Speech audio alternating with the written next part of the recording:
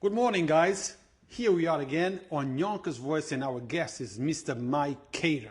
Thank you for having me, Ben. Really Mike, appreciate it. Thank you. You always make yourself available for our interviews, for our talks, in order to explain to the people of Yonkers what's going on, why you're running, what are your goals, objectives, and how you're going to make that change.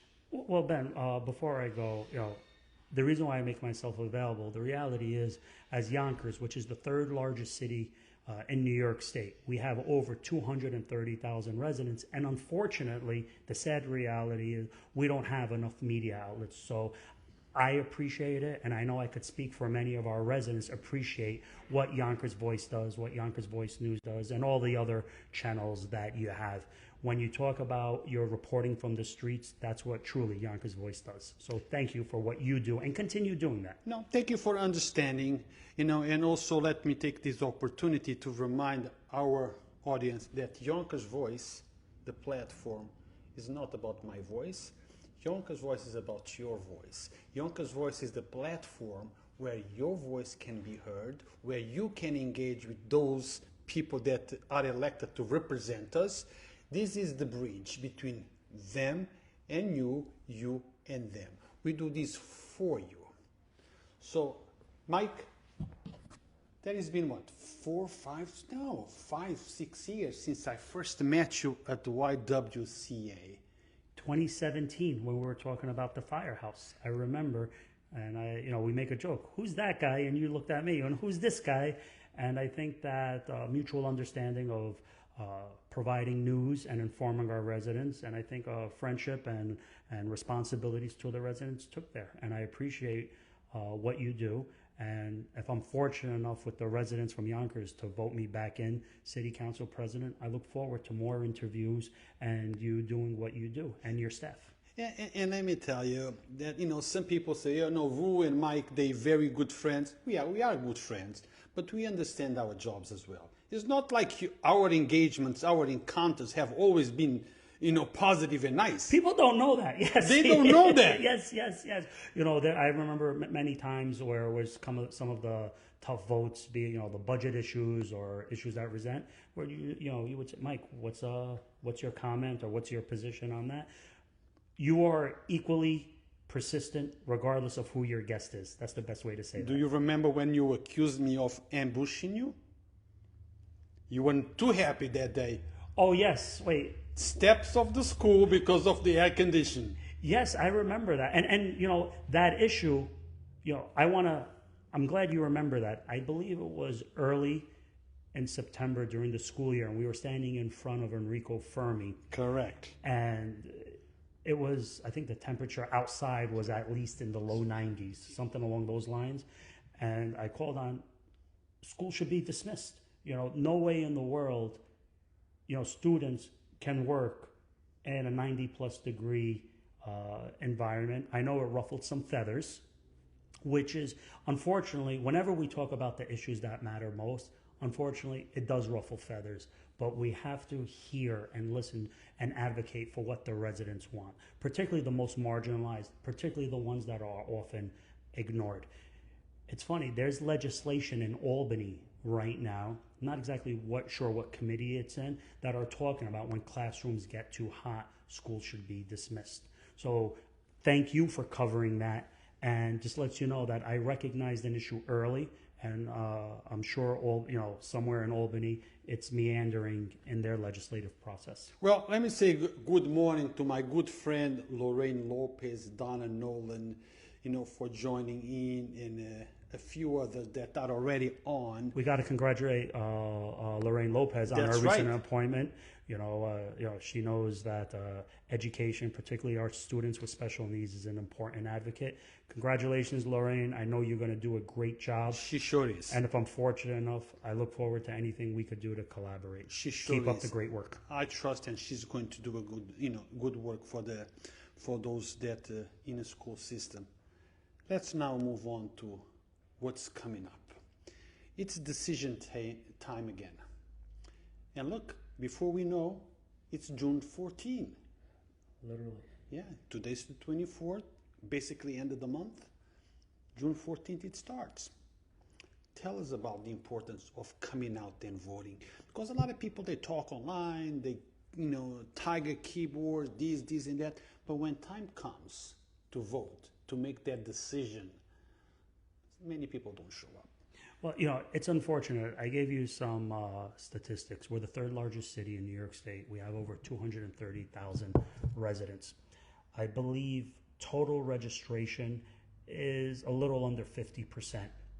So, but just for demonstrative purposes, as an example, we have at least 100,000 residents that are able to vote, either in the Democratic primary or Republican primary. You do have some that are unaffiliated. They're not tied to either party, so they can't vote in a primary, but they're allowed to vote in the general election. And we're expecting a low turnout. Pundits say 8,000, 10,000, we don't know, but unfortunately there is a low turnout. And this is what creates the voter apathy. And we need people not just to speak up or be keyboard warriors. Register. It's so easy. You go to any government building. You can do it online and show up. Our early voting sites is 9 days. Is from the June 14th through the 22nd. And Yonkers has 3 voting sites. We have the Riverside Library, not too far from here. We have the Will Library on Central Avenue. And we have the Nodine Hill Senior Center, which I refer to as the park with the water tower. But what people don't know is during early voting, you could vote at any location in Westchester County. So you could be in northern Westchester and still vote as long as you're at an early voting center. On June 24th, you have to vote at your normal voting location, and the Board of Elections, they mail it to you, well beforehand, so voters do know where to go. Should be noted, we'll be putting out messages. If you need a ride to the polls, please reach out. We'll assist you in making sure that you're able to vote at a time you're convenient with. I can't stress the importance, Ru. We need better voter turnout. And it's a little sarcasm, but there's some truth. This is what happens when you don't come out and vote. The people that don't vote complain, why is this person in office? Why is this happening? And, you got to have civic engagement during an election, on election day, and after. Well, let me remind all those that are watching and the other candidates that Yonkers Voice, it's an open forum.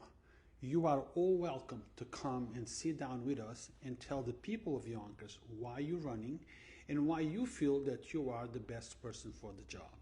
We do not endorse, we do not oppose, we inform. The decision is yours. So if you want to be interviewed, if you want to sit down with us, yv.support@yonkersvoice.com. Now, let's address the elephant in the room, because look, we posted a video that was submitted to us last week about a confrontation engagement that took place at the debate 2 weeks ago. Not the week, the week before, about 10 days ago. About a week and a half ago. You, by the tone of your voice, seems like you felt a little threatened by the person that confronted you. I have received a few text emails saying that he was not confrontational or threatening. But one thing is what I see, another thing is how you feel or how you felt. Do you want to articulate your position? Sure. I also did see that video. I got it after the fact. And I think before I answer, we have to add context to our listeners and our residents. There was a question from the audience. And the question was something along the lines of there was all 5 Democratic candidates, and there was one Republican, Ron Schutte. So all the candidates had the same opportunity to answer the same exact question. And the question from the audience was something along the lines of, how do you feel about, council members hiring family members for the civil service test or something, or nepotism, something along those lines. I'm sure somebody has the exact specific question, but it was the gist of council members, family members being hired, and civil service. That was the gist of the question. And Lakisha answered it first, and it went right down the aisle. And no one was interrupted. Everyone was allowed to speak their answer. Some people even spoke more than the 2 minutes. And I answered the way I always have. My answers are based on my values. Number one, no one should skip the civil service test. Number two, you can't expect to be hired and then be independent. It's a very difficult balance. And during my answer, there was a gentleman in the back. And to be truthful, I didn't know who he was at the time, but I quickly put 2 and 2 together. And yes, I absolutely felt that he tried to intimidate me and was acting like a bully. For anyone that says he wasn't trying to intimidate, chest pounding, saying I'm right here, even the moderator had to, cut him off. And when he didn't even listen to the moderator, it was a staffer of Lakisha had to put her arms around him and escort him out. So anyone that says he wasn't acting aggressive, he was talking to me and approaching me. So it was my perception, my optics. And when somebody says, get your hands off me and I'm right here, if it looks like a duck, talks like a duck, folks, it's a duck. But Mike, I also believe that sometimes things are not as they appear to be. Okay, the way I heard it is, look, I'm right here. If you have to ask me a question, why don't you ask me? And he also said, according to what people told me, that look, all that I have, I got it through my hard work. Was that what he said or what you heard? He was babbling a lot. So I did hear, I'm right here and through a hard work. I think that's just disingenuous and not accurate. This is a person that between disability and sick leave didn't work for almost 2 years, has a criminal conviction, scored an 85 and passed over 500 people. And I remember I said, what made him so special over those 500 other applicants? That was the sum and substance of what I said and that gist. So when somebody says, now, Ben, the tone that you said, absolutely. He could even yelled it out. Hey, Mike, I'm here. Let's talk about it later. Fair game. But that's not what it was. You can't take a snapshot. You got to look at the tone, the tenor, the mannerisms. The moderator had to say something. Lakisha's own staffer had to literally walk him out.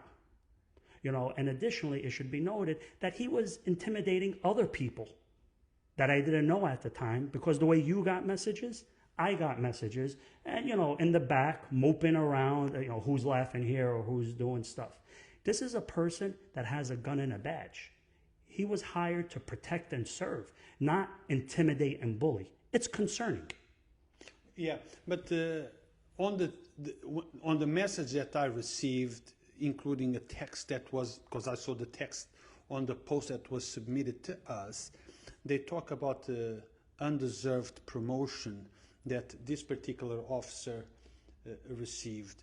The president of the Yonkers PBA commented on Yonkers Voice, and he said he was never promoted. Did they give you that information? Did you mention anything about promotion? Because he was not promoted. That I know for a fact. Yes, I did see the comments, and many of them. And I want to be clear. His bad judgment is not a reflection on the Yonkers Police Department. We have one of the greatest departments in the country. I have family in law enforcement. So his bad judgment is his bad judgment. And I believe the poster corrected or something that, promotion or not. But that's a distraction. They're trying to deflect. The underlying issues haven't been addressed. How did somebody with an 85 pass over 500 applicants, has a criminal conviction, was not working for almost 2 years, and particularly, Ben, and I think you covered it, at a city council meeting, the council president says, my husband doesn't need a job. He has a career. And then at a later time, right on Yonkers Voice, the way you interview everyone, I believe she says, I owe it. Or, when you were talking about the term limit vote. So these are the facts. I'm not making it up. You know, the words and actions. Ben, what you have to do, and I always tell somebody, don't judge people by their words. Judge them by their actions. To predict future behavior, look at past behavior.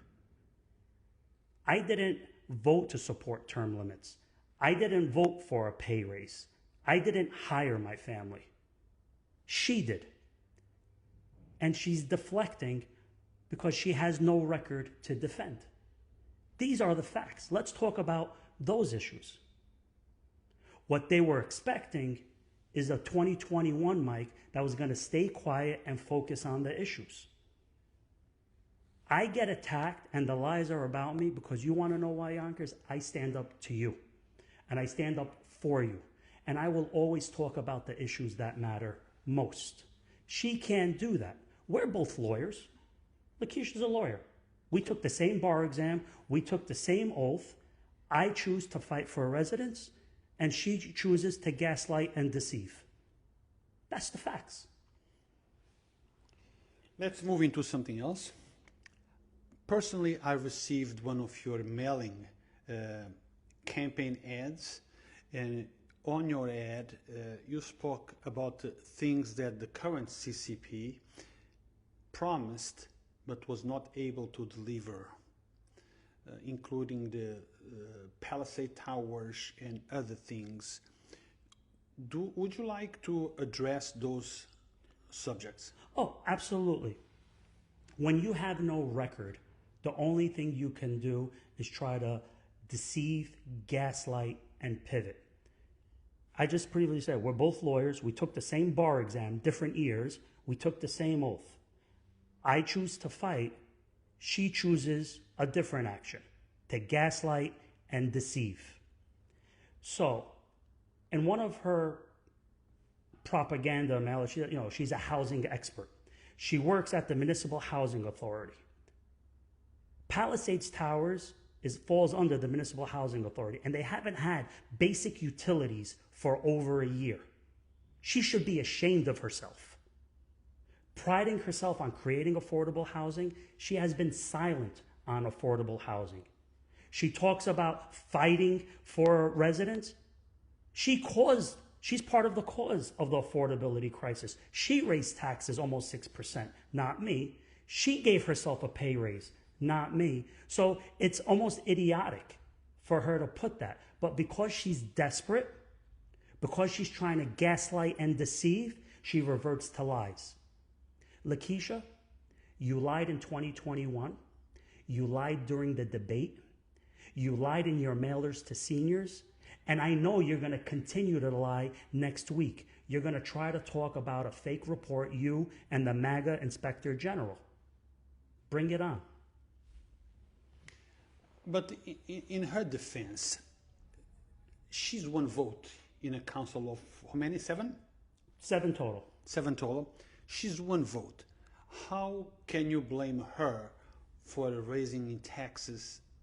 Isn't that a group decision, voting among all the members? It's not like she makes the decision. You want to take this opportunity to explain and address that? Yeah, there was a similar question posed, being one, when somebody said, and forgive me, Ben, during actually the forum that we were talking early on, there was a question about affordable housing. Again, I'm not sure, what the way the question was, why is there no affordable housing, or, what's the status of affordable housing? Something in that substance. And her first answer is, you need 4 votes. And there is no 4 votes. And when the question came to me, I reminded people that when I was a city council president, we passed it with a supermajority of from 10%, which is the current ordinance, up to 20%. 5 is a supermajority. We attempted to do it when it was vetoed. We attempted to do an override, and it didn't pass an override. But when somebody tells you you need 4 votes, that means it's her obligation as a leader to collaborate and create coalitions. So Ben, if you didn't want something, okay, Ben, we agree we need this issue. What are you comfortable with? You have to create coalitions. There's always priority. There's always legislative priorities, and you build relationships. She's unable to do that right now. You know, I speak to many of the council members. You know, I speak to them privately. You know, many of them can't wait till we get back there. That way we could take on the real issues that matter. The fact that she says, you know, you need 4 votes shows her failure as a leader. Leaders make other leaders. And when you look at the actions, what has she done? She has created an embarrassment. Yonkers is the largest city in Westchester County. We have great revenue. We should be leading by example. But instead, look at the embarrassing headlines she has caused, the lawsuits she has caused. There's dysfunction, there's a lack of respect, and there's a lack of civility. Disagreement is normal, Ben. We just made the joke. You and I disagree. And when you disagree, but when you try to find a common ground, you create a consensus. And it's clear she's unable to do that. You know, fluff resolutions, ribbon cuttings, and photo ops are not why you were elected, Lakisha. You inherited a golden opportunity. You sold us hope and change, but just gave us greed and chaos. Shame on you. Well, Lakisha, CCP, I don't know if you are watching this, but as I always, I try to make my platform available to all. So if you feel like you want to respond to the allegations made by Mr. Khader, don't hesitate to call us. We give you the same opportunity as we give anybody else. This is our platform where the voice of Yonkers is heard loud and clear. Ben, I echo what you just said. I would be more than happy to speak one-on-one, and Ben, you could moderate it anytime, any place. It could be public in the middle of Getty Square. It could be at the library. You name the time, you name the place. I'll talk about my efforts, what I did to fight for residents, and I'll point out what you did to self-serve you and your family. Being elected is not about a title. Leaders make other leaders, which you have failed. Public service, not self-service, which you have clearly done. Ben, anytime, any place, I'll be more than happy to point out Lakisha's bad judgment and self-service style. Folks, I said it before and I'll say it again. The best indication of future behavior is past behavior. She has never missed an opportunity to disappoint our community. Well, CCP, you heard the challenge. Any place, anytime, one-on-one. So if this is something that it's acceptable to you, we can see that it's acceptable to Mr. Khader, contact us. Let us know if you are available and let's make this happen. Not for you two, but for the people of Yonkers. So the people of Yonkers can have a clear vision on who deserves that seat. Absolutely. Who should be elected. It's the people's seat, Ben. No one deserves that seat. That gavel, that seat, it belongs to the people. The city council chambers belongs to the people. The council chambers is the gut. It's the center of the city council. That's where resolutions, ordinances, local laws are passed. That's where the zone changes are discussed. That's where the tax raises are discussed. It's important that people feel part of the process. And Ben, when I was in office, even though I had 4-year term, I really say it was really 2 because COVID shut down the last 2 years. I'm going to pick up where I left off, roll up my sleeves, and govern from the street because it's you, the people of Yonkers, hopefully that will put me there. I'm not going to govern from the ivory tower. I'm going to govern from the street. I can't represent the people without hearing from the people. As you know, we are live, so guys, please share this interview, help us informing the people of Yonkers about issues that we feel are important to the people. But we have a comment here from somebody who's watching us, Carolyn Elizabeth Marie. Okay, hi Carolyn. And this is what Carolyn says. She brought the legislation for term limits increase and the raises as well as the retro check for the mail. It's called accountability. Also, where is her salary? No one will answer. Foils. It was moved because she would be guilty of Hatch Act. No one should be above the law. Everyone should walk the same line. How do you feel about this statement, Mr. Khader? Well, that's more of a statement, not That's a question. not a question. Carolyn, you make some very factual comments. I believe that Lakisha has taken advantage of her position to benefit herself and her family. Benefits that most of us, all of us, don't have. She projects her misjudgment on everyone else but herself. The chaos on the council is on her watch. The fighting is on her watch. Voting for a tax increase is on her watch. Extending term limits is on her watch. Voting for a pay raise is on her watch. The reality is she's making, between her and her husband, they're making 3 salaries over $100,000 each. Most people go into public service and lose money. Lakisha Collins-Bellamy goes into public service and her salary is almost $400,000 and free health insurance. Not a bad racket. Talk about family members, hiring family members. Let's look at your, when you were the council president, didn't you have some family members / personal friends who you helped or worked for you? Because some people might ask that question. The only family member I have that worked in the school system, that when I got hired, they were already there.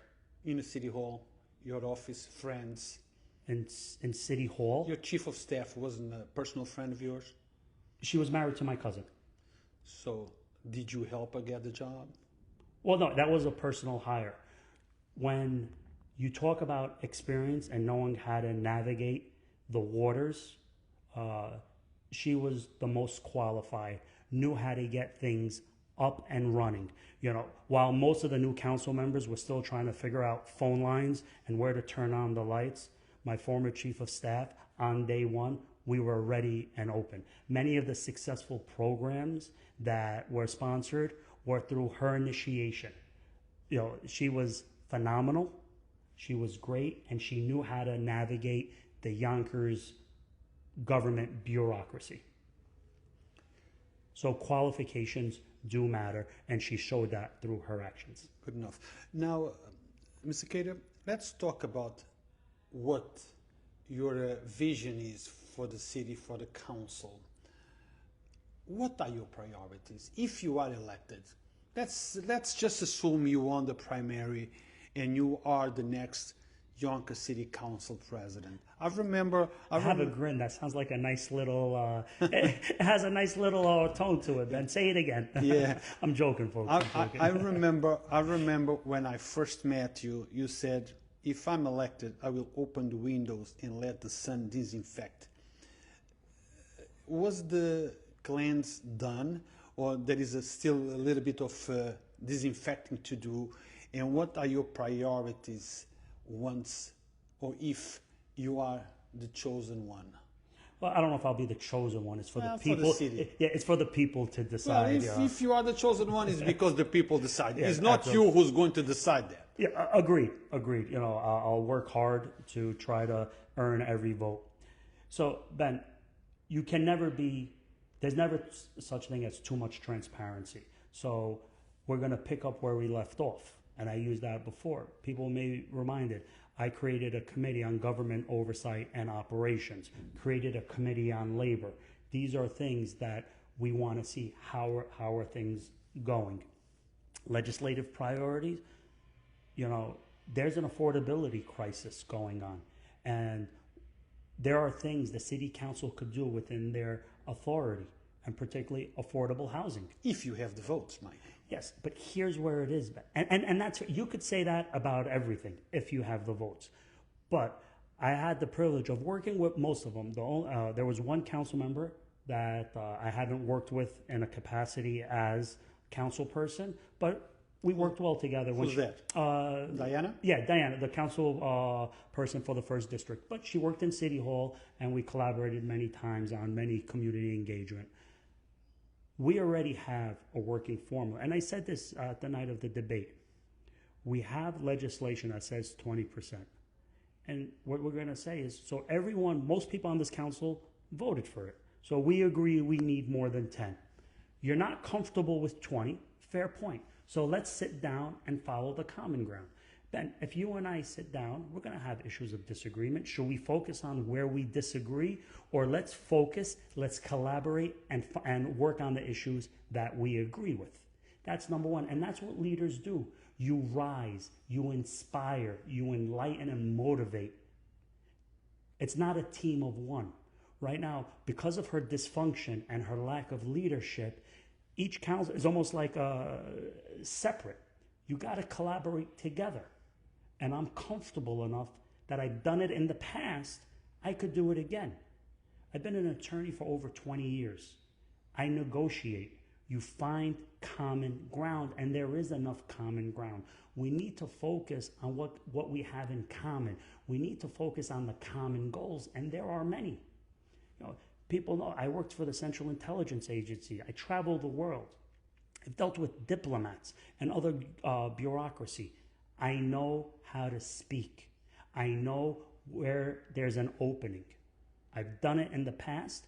I could do it again if I'm fortunate enough, folks, to have your vote.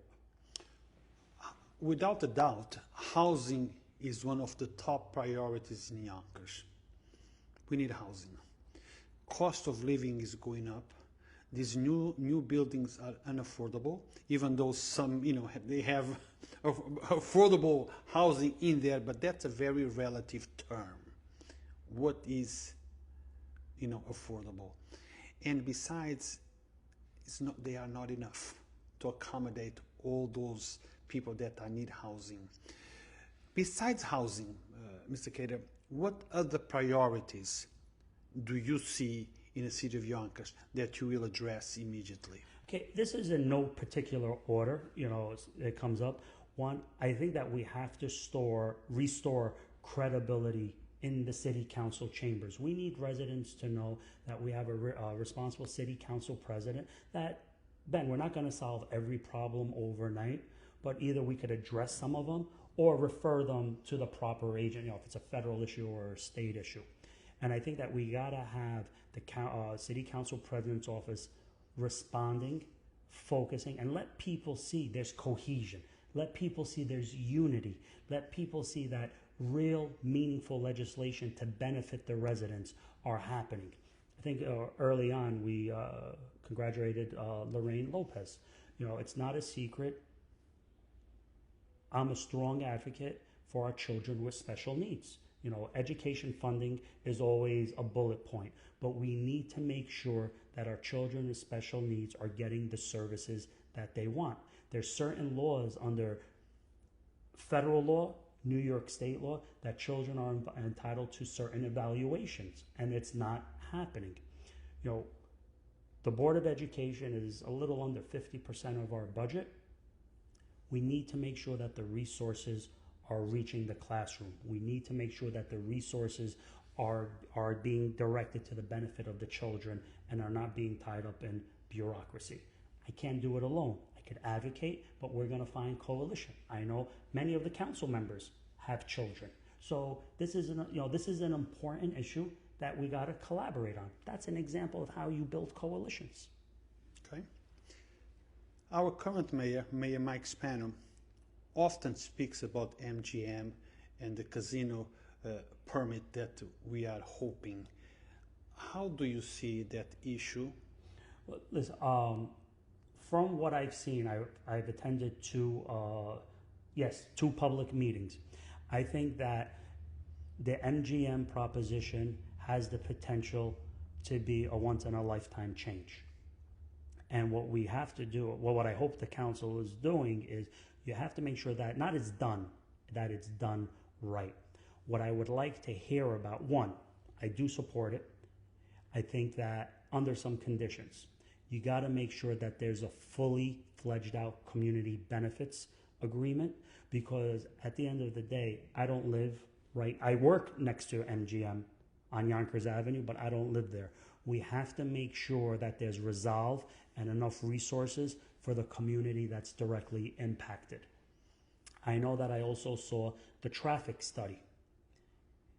While I didn't have the details, I saw the presentation. I feel that the traffic study, there's a lot to be desired. That has to be explored more.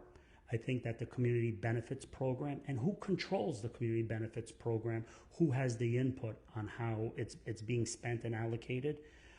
The best way to say it is, I think that the MGM should pass. I think it's good, and the concerns that I have are solvable. There's always issues with most projects, and the issues here can be resolved, but you can't force it. You can't force it down people's throat. It has to be resolved. People need to see things in writing to feel comfortable about it. What other issues? Let's talk about specific priority issues that affect our city and how you propose to address and correct those things. Okay, correct. Just going, there was a noise ordinance that came up. These are the fundamental quality of life issues. You want to make sure, and it's happening, your garbage is getting picked up, your streets are getting plowed, and for the, that's happening. There's salt on the roads, the parks are being, maintained. But also, what you also want to make sure our residents, regardless of where you live, when you come home at nighttime, that the most basic quality of life, mopeds on the street and speeding sounds and modified mufflers, this goes back to the inherent quality of life. So we could have many great ordinances, but we also have to address the enforcement of it. So Ben, we could create an ordinance about the noise. What do we do about it to enforce it? So it's a two-pronged solution. We do have a code enforcement unit that goes out there. Their authority can be expanded, but that requires meaningful, good faith discussion with the other council members, speaking with the mayor. I think everyone wants a good, clean, safe, quiet neighborhood. That's coalition building. Most of us in Yonkers, you excluding, don't deal with millions of dollars. We deal. I just got that. We deal with low income. We don't make enough. And we live, many of us, in areas that we wish would be better. And you are correct, quality of life. But all of us who lived in areas that maybe are not as good as we wished they were, we are affected by quality of life. That we understand. Did garbage got picked up? Is too much noise? The mufflers and all that stuff. And one of the problems that I always hear people complaining about it, and I remember 4 years ago, you and I, we went to an area and we inspected about the rats. Okay, we received a message, I believe a week or 2 weeks ago, talk about the rats on Oak Street. I think I saw that comment. You saw that comment? Yes. What's going on with the rats in Yonkers? Why so many rats in Yonkers? We know there is a lot of rats, but I'm talking about the four-leg, leg rats in Yonkers. Bigger than raccoons or cats many times. And sometimes the cats are afraid of those rats. So that's a problem. Okay. I know that when I was in office first time pre-COVID, it's almost comical how we see how COVID changed our lives.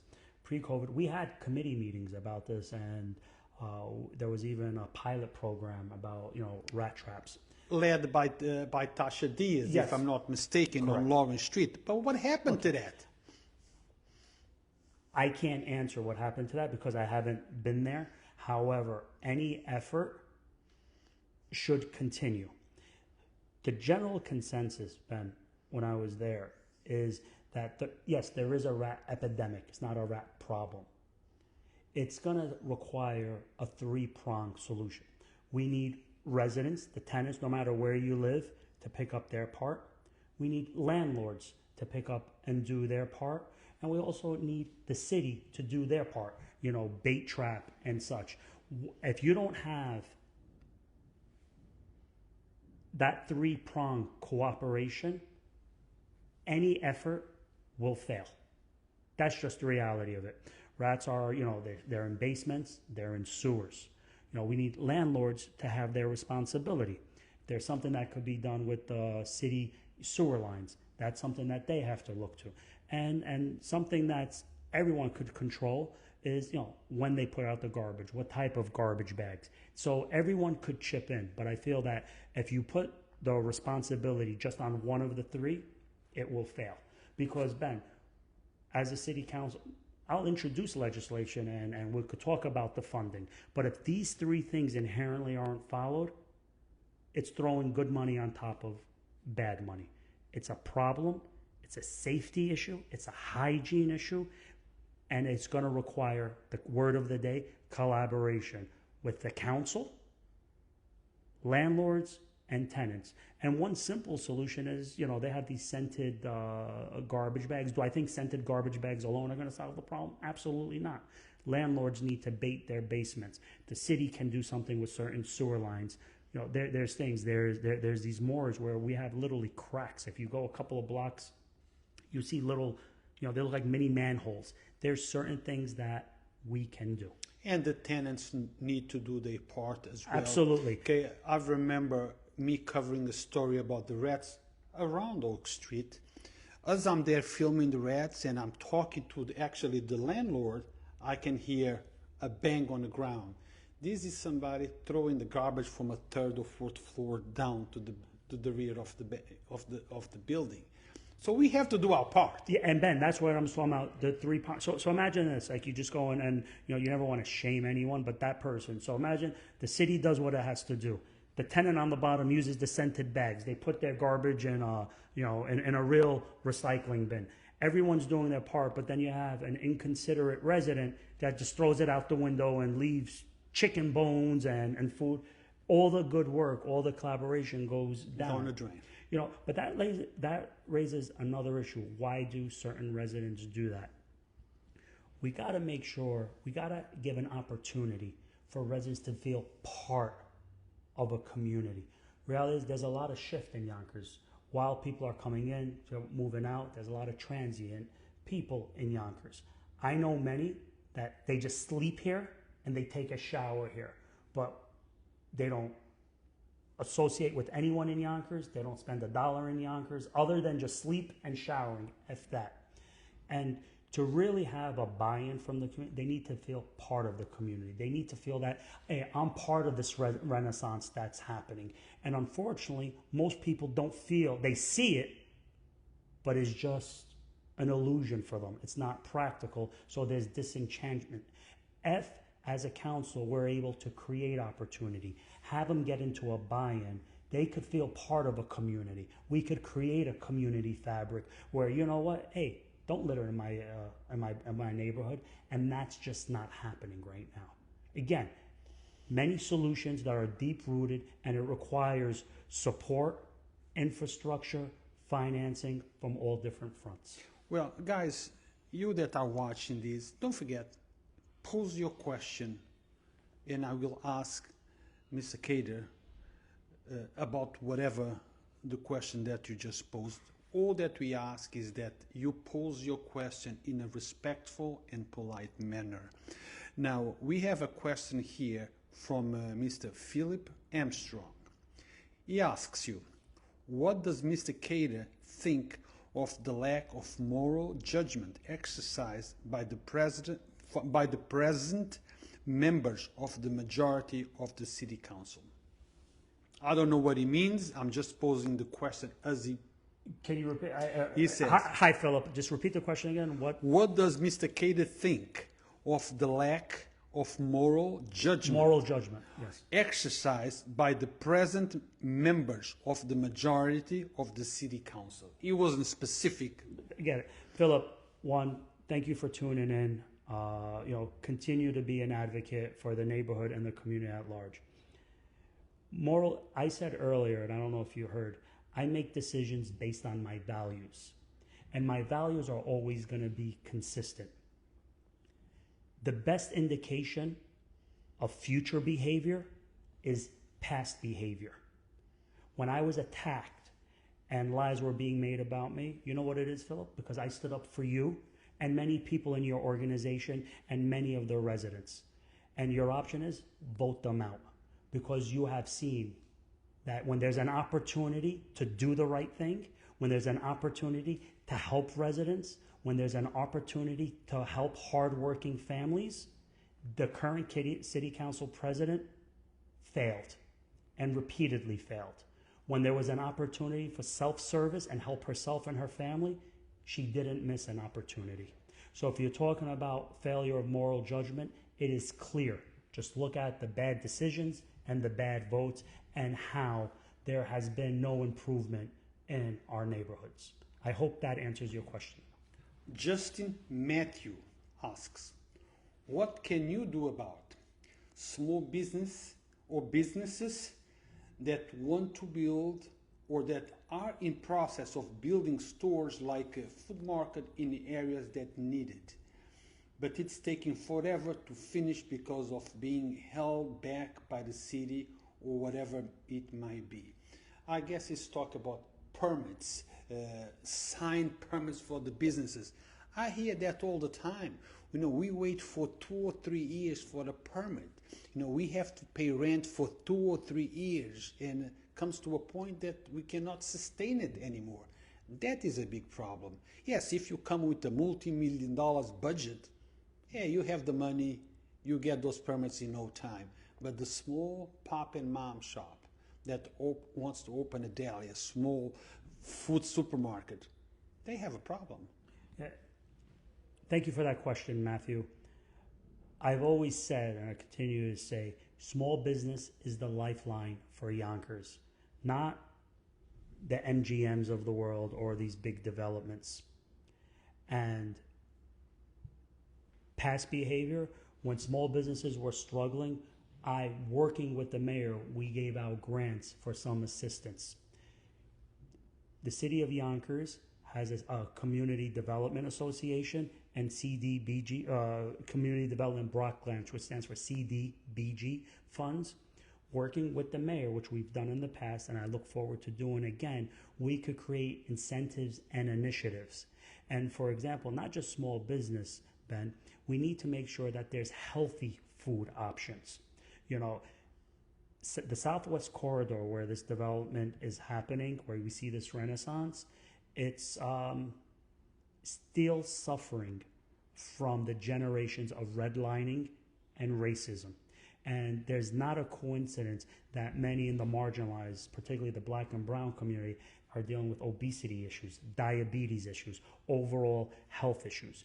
And it's unfortunate. You go on South Broadway, you have many fast food places, unhealthy options, but maybe you have one salad bar. So we have to promote small business and advocate for healthy food options. We can't have a healthy community if we don't have healthy food options that are affordable. And, it's possible, and the magic word is block grants. The other issue about permits, Ben, it's been one of the most, I remember in office, it was one of the most common complaints, the waiting list and stuff. And it's not just one person or one department. I believe that it's systemic. And we have to have an understanding of where we can focus. I look forward to working with the mayor to see how we could help the small businesses to speed up the process. And there's small things that could be done right away, and then there's big changes that take time, take collaboration. We also have to deal with many in the building department are union employees, so you have to make sure that it doesn't violate any collective bargaining agreements. So the short answer is yes, it's a problem.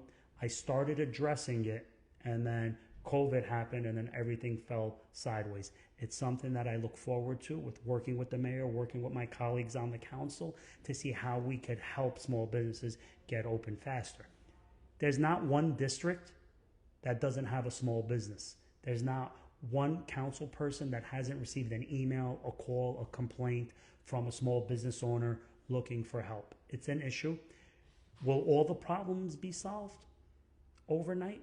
Probably not, but many can be rectified or sped up, working hand in hand with the council and with the mayor, which is something I look forward to do.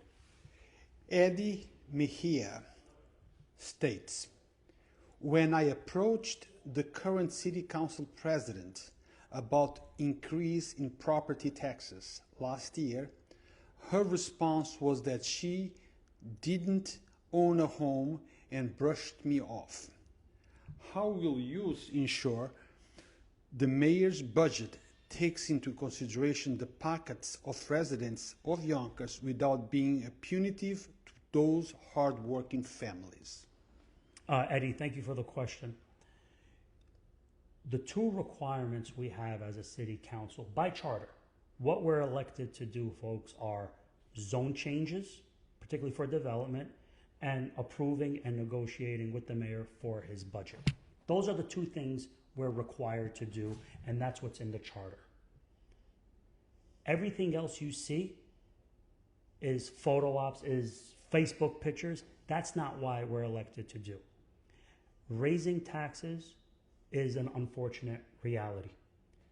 However, when we do this, I don't take it lightly because I know that's one decision that directly affects your pocket. The fact that Collins-Bellamy made a comment like that just shows she's tone deaf and not in tune with the residents. If you don't own a home, your decisions are affecting people in their pocketbook, in their paycheck. This is another reason why we have an affordability crisis. Yet she says she's tackling it. You can't say one thing and then do something that tackles it.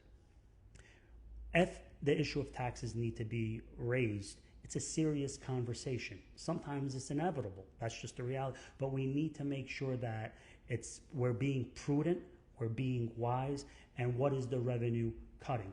We need to make sure that it's a balance of fiscal responsibility and not cutting services for our schools and not cutting services to our residents. It's a fine balance, and for this almost 6% tax increase, that was the same year they gave themselves a pay raise. So Eddie, I ask you, imagine, yes, I got to raise your taxes 6%, but by the way, I'm going to get a pay raise to be the highest paid city council president in New York State. I think it's obnoxious, it's disrespectful, and it shows she's out of touch with the needs of our community. She needs to go. Debbie Swamp asks, what about the Lithuanian storage being built or proposed for Sawmill River Road within a residential area? I'm sure you're familiar with this, right? You talk, the warehouse, the storage facility. The storage by Homefield. Yes. Debbie, thank you for that question. Debbie Semp, I believe. Well, that's the name. Yeah. Debbie Semp. Debbie, in the last few years, there have been multiple storage facilities throughout the city of Yonkers, and there's two things. Sometimes there's a project that they have it as a matter of right. I want to build something that's allowed in this area. It's a matter of right. They're entitled to do it. When somebody wants to do something that they don't have in the proper zoning, they have to go to the city council for a zone change. There's no official rule, but it's been customary. If there's going to be a development or a proposed change, you go to the council person for that district. So Ben, for example, let's just say you were the council person in that area. Hey Ben, how do you feel about this? Have you spoken to your residents? You kind of want to give deference to the council person of that area, get feedback. You want to meet with the residents. It's a process. I've sometimes supported zone changes, and many times I've opposed zone changes if I see that the community hasn't had the proper input or if they're being neglected. But the fact and specifics about that, I don't have enough of it. If it's a matter of right or if it's a zone change. But if it's a zone change, the council person for that district should definitely have input. Now, Mr. Khader, when you walk around Gary Square, South Broadway, North Broadway, whatever places, West Yonkers, East Yonkers, and people approaches you to talk to you, what are the most or the main priorities that the people of Yonkers, the general public, I'm not talking about the people on the ladder of, top of the food chain, I'm talking about the regular people. What are most issues that they come to you and talk to you about it? Yes. Ben, as you know, I'm a family court attorney. I go to family court a lot. I think that there's a despite the affordability, which we have discussed a lot, and we could talk about affordability and ideas all day. We just don't have the time.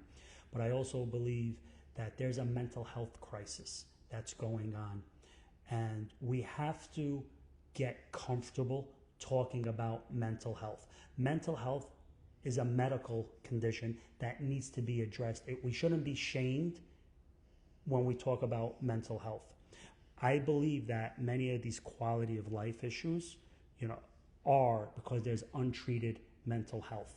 And we have to make sure that on the city level, when appropriate, there's resources available. Ultimately, the County of Westchester, through the Department of Social Services, Common for Ties, DSS, need to make sure that we advocate and work with our partners on the county, state, and even the federal level to make sure that the services are there. I walk around those neighborhoods, all neighborhoods, and make no mistake, Ben, the mental health crisis isn't unique to one zip code. It's all over Yonkers. The reality, all over United States. Yes, reality is many people that come from affluent areas or affluent families, they're able to get the services. They have the private health insurance. Unfortunately, many of our marginalized, particularly in the Black and brown community, don't have those same resources, and they fall through the cracks, and it becomes untreated. So that untreated mental health condition spirals. It helps create, it exacerbates the affordable housing issue. Our residents without permanent housing, the quality of life issues from panhandling, vagrancy, the petty crime. I feel that if we address this issue, many of those other issues will fall into place.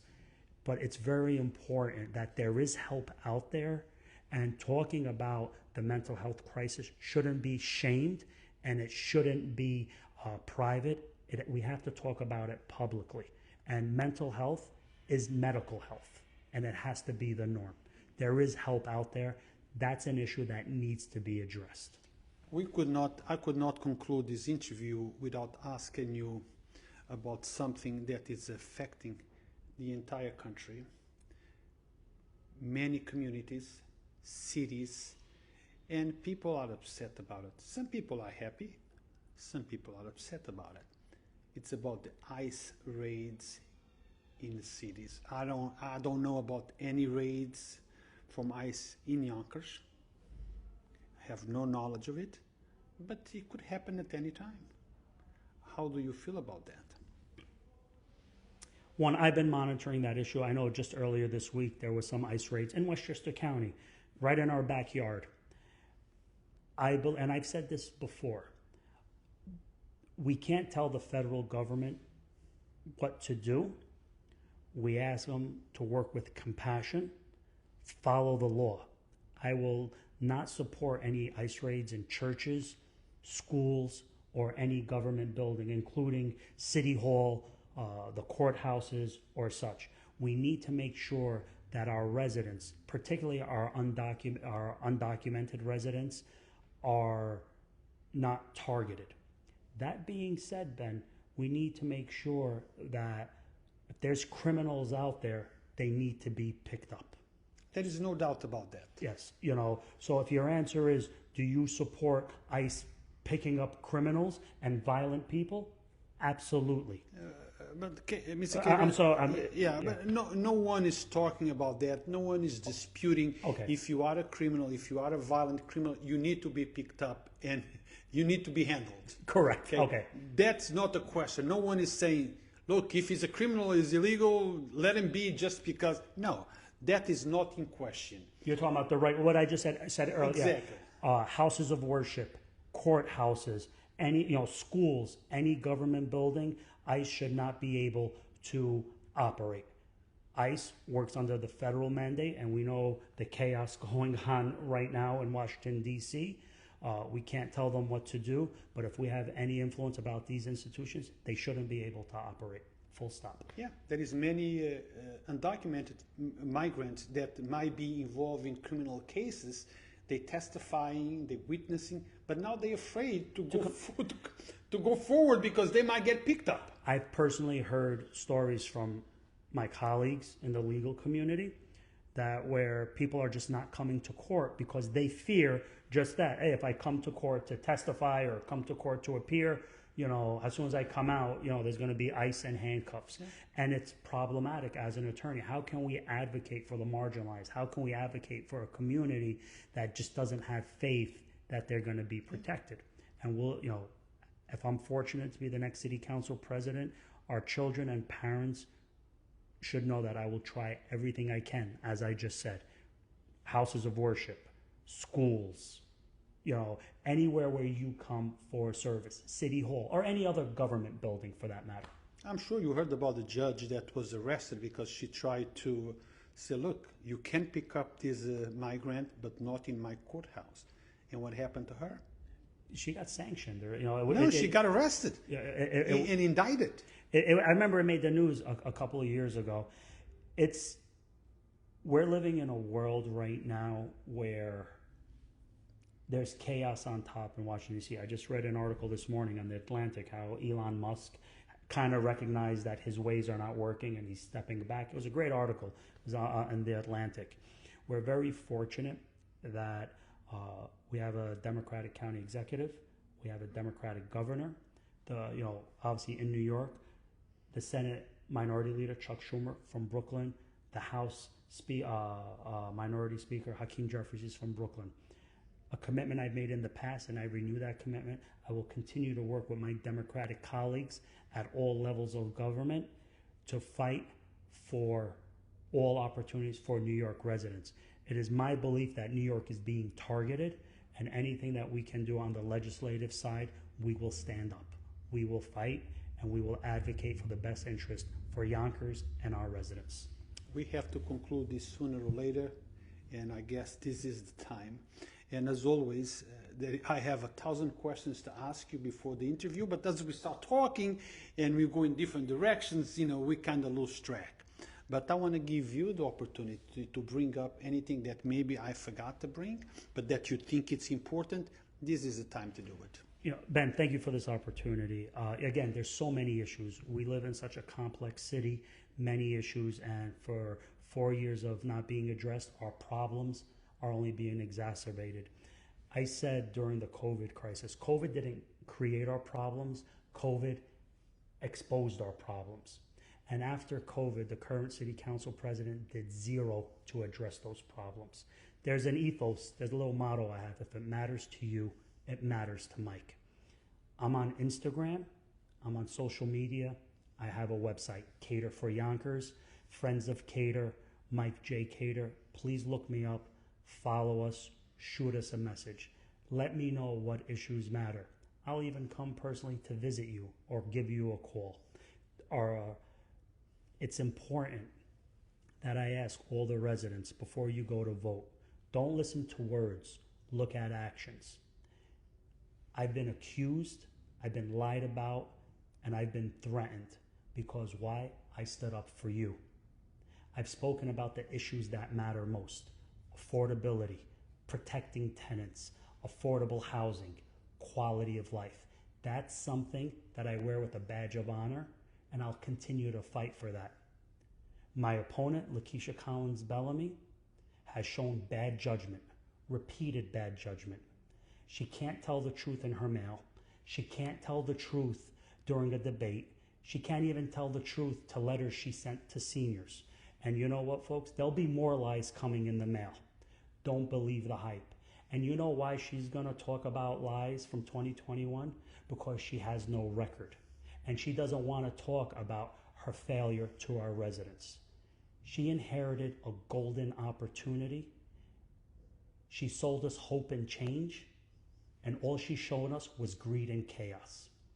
If I'm fortunate enough to be your next city council president, I will roll up my sleeves on day one, build on the relationships I already have, and start talking about the real issues that matter most. You, Yonkers, the hardworking families, need an honest, hardworking city council president that's going to put you first. Please vote for Khader. Thank you so much, Ben, and thank you, Yonkers Voice, for hosting this interview. Well, CCP Lakisha Bellamy, I'm sure that you are going to disagree with what Mr. Khader just said. You're running a campaign, so maybe you want to take up the invitation anytime, any place, anywhere, and Yonkers Voice That's will old be Janet there Jackson. It was an old Janet Jackson song. Anytime, any place, anywhere. anywhere. Let's talk about facts, not about the lies that you're going to be putting in the mail. So let's sit down. We will host that interview. We will film it and stream it live. So for the people of Yonkers to hear and help them make their determination on who deserves that vote. Just one last thing, Mr. Sure. Khader. Campaigns are expensive. People that might want to participate, donate, help, how can they contact, how can they make their donation? Sure. Thank you for that question. And I recognize, the hardest part of this job, it's when you call up friends, residents, and ask for a donation. Recognizing that they're struggling and you're asking them for money to get your message out. The best way is on my website, Khader for Yonkers, the number 4 Yonkers. There's a donate button. Every little thing helps. And our message is clear, our message is resonating, and people are frustrated. Together, we can do this. And Ben, I want to say, the biggest donation is your vote. Thank you so much. Thank you, Pepsi Martinez, for watching. Chief Tim Hodges, Carmen Gomez Goldberg. Thank you, everyone. Hi, Tim. Hi, Pepsi. Hi, Carmen. Thank you to every single one of you who watched this interview, those that have been following Yonkers Voice for many years. Believe it or not, it's 20 years since we started this. I should be retiring now. You're viejo, man. You're old. Tell me about it. Okay. You laughing, Prince? So thank you always for watching. I know that I cannot please you all the time, but believe me, I work very hard to keep you informed. I don't support, I don't endorse, I inform. And Yonkers Voice is not my voice. Yonkers Voice is the platform where your voice is heard. Thank you once again. Until next time. Thank you, Yonkers.